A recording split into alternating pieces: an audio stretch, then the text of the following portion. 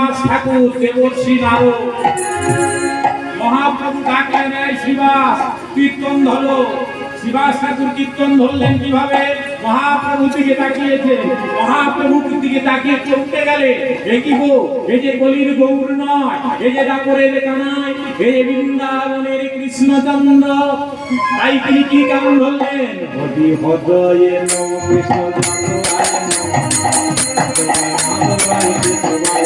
হরি হরে নম কৃষ্ণ মাধবায় নমঃ, মাধবায় মাধবায় কৃষ্ণায় নমঃ। গোপাল গোবিন্দ রাম সিংহ গিরিধারী গোপীনাথ মদন, গোপাল গোবিন্দ রাম সিংহ গিরিধারী গোপীনাথ মদন। লাইন গাইলাম, চাল লাইন। এই যে কীর্তনটা হরি হরে নম কৃষ্ণ যাদবায় নম, যাদবায় মাধবায় কেশবায় নম, কার লেখা? কীর্তনটা কার লেখা আপনারা সবাই জানেন।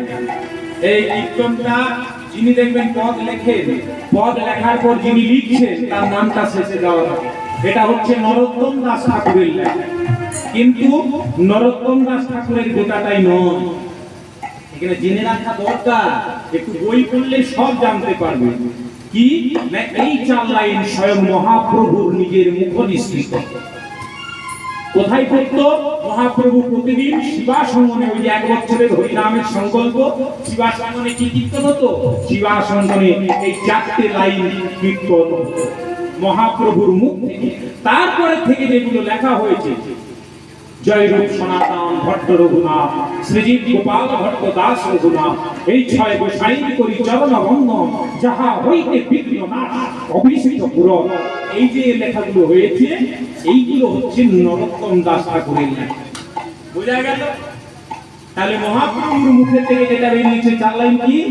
হরি হৃদয়ে নম কৃষ্ণ যাদবায় নম, যাদবায় মাধবায় কেশবায় নম। হরি হরে নম কৃষ্ণ মাধবায় নমঃ, মাধবায় মাধবায় কৃষ্ণায় নমঃ।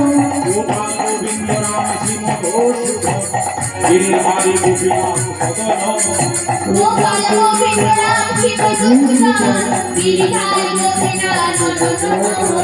গোপাল গোবিন্দ রাম সিংহ ঘোষ গিরিধারী গোপীনাথ মদন, গোপাল গোবিন্দ রাম সিংহ গিরিধারী গোপীনাথ মদন। এই তো এসেছে, এই তো এসেছে, এই তো এসেছে এই তো এসেছে, ব্রজেন্দ্র নন্দন কৃষ্ণ, এই তো এসেছে ব্রজেন্দ্রনন্দন কৃষ্ণ, এই তো এসেছে। কৃষ্ণ নদিয়ায় গৌরাঙ্গ হয়ে, নদিয়ায় গৌরাঙ্গ হয়ে, আগে নদিয়ায় গৌরাঙ্গ হয়ে, নদিয়ায় গৌরাঙ্গ হয়ে, নদিয়ায় গৌরাঙ্গ, এই তো এসেছে। শিবাস